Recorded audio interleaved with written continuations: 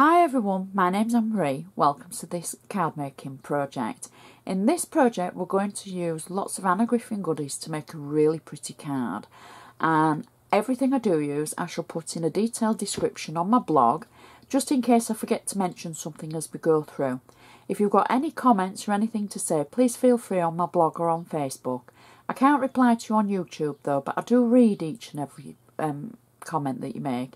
And I do appreciate it, and I appreciate your time for watching, so thank you. I don't say that often enough.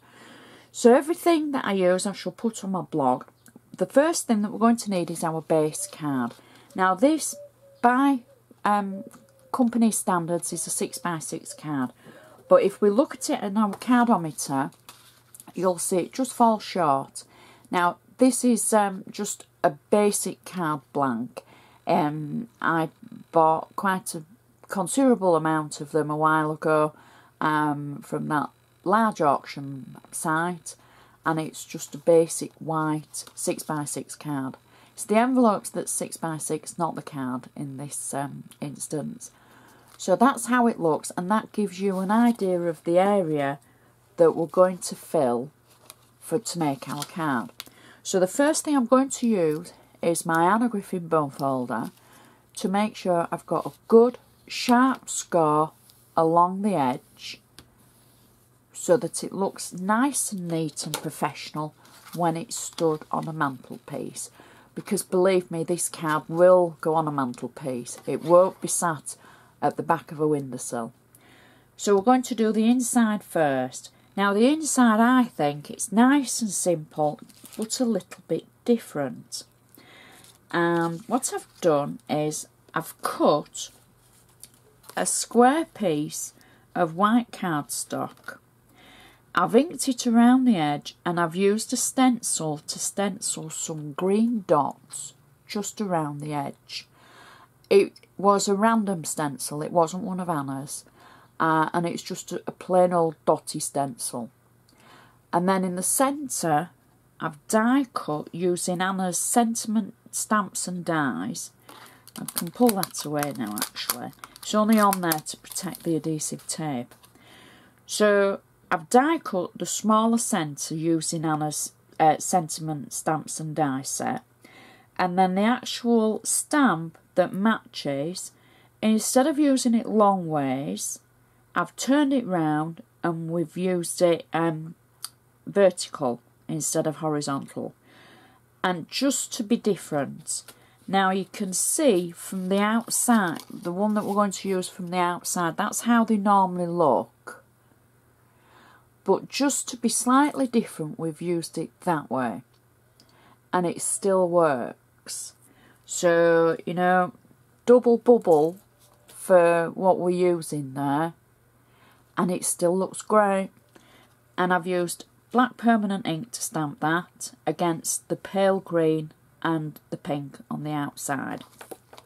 I've got double-sided tape on the back, so we can peel this away, and then we can position this through the centre of our card, like so. There we go. Don't forget we're using the crease to the top for this.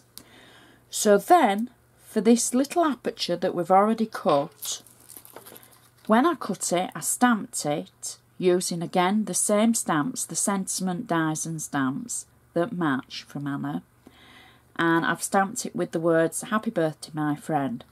I've taken it through my Xyron machine and peeled the top away of the Xyron for the protective cover. I can peel it away from the background, and then I can pop it into the aperture of the card, and that is our insert complete. Now that to me is nice and clean and pretty, and it stands out so well, especially where I've inked just around the edge on the outside of the aperture before we put the plain white in, and it just works so perfectly. So now we can turn our attention to the outside. Again, just make sure that crease is nice and sharp, keep it to the top because that's the way we're working this time. And we can add our first layer. Now, a long time ago, Anna had some 6x6 duo embossing folders, and this is the Grand Calligraphy one from those sets. And what I've done is I've cut out a square of Anna's pink metallic cardstock. I've embossed it in the Grand Calligraphy folder, and then I've just lightly inked the actual emboss work with a pink. I don't know if you can pick that up. And then just in the corners, I've used the same spotty stencil. Oh, that sounds like there's something matter with it. It needs a doctor, spotty stencil. So I've used the same spotty stencil for and it's easy to say, is that, for the outside. And it just highlights it and it'll tie it nicely in with the inside. So we can position that through the front of our card. And there we go. So that sits nicely with a nice white border around it. And then the next layer we've got is from Anna's Treillage die cuts. And this is one of the oval frames. And I've got flat tape on the back of it, which I'm going to peel off. And just before I position this on the base of the card, I just want to show you something, the difference in something that we're going to add. Let's just do this. So what we could do is we could add Anna's frame on the card and leave the centre pale. But I think it looks good with a colour behind it. So simply adding, it was a piece of scrap olive green cardstock. I'm just going to add a little bit of extra glue because that took up my glue on the back. And I'm just going to simply add that through the centre of the embossing as a flat layer. Press it down so it takes hold. So next we can add our sentiment. Now you've already seen that I've stamped this and die cut it using Anna's sentiment stamp and die set. I've stamped it in black permanent ink and I've stamped the sentiment the same. And then through the centre, I've just added a little bit of pink ink, just blending it around, but leaving this section. So I work all the way around and work inwards, and then just leaving this bit. And then I've highlighted the edge with the green ink, and I'm going to simply position this. I've got 3D foam on the back. I'm going to simply position this through the centre, just higher a little bit of our frame, like that. There we go.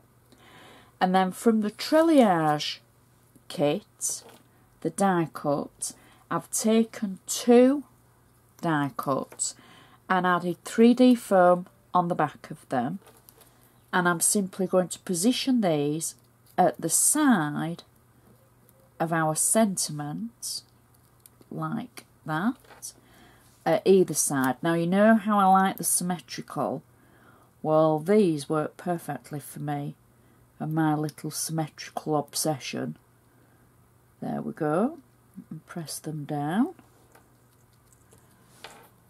And then I can make sure that they're kind of straight. I can finish the card off with a little satin bow at the bottom between the 2 die cuts, and that is our card finished. So we've got our very pretty inside that matches to our outside. It ties in with the spots and the pink and the colour and the actual die cut, and then the outside with our embossing and our die cuts and the colour just all looks so pretty. Stands up nicely. You won't need any extra padding for your envelope because you've actually only got one layer of 3D foam in everything, and that's just such a pretty card.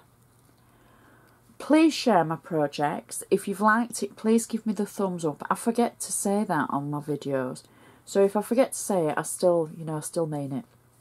So I'd just like to say thank you so much for watching. I hope you've enjoyed this one, and I shall see you next time.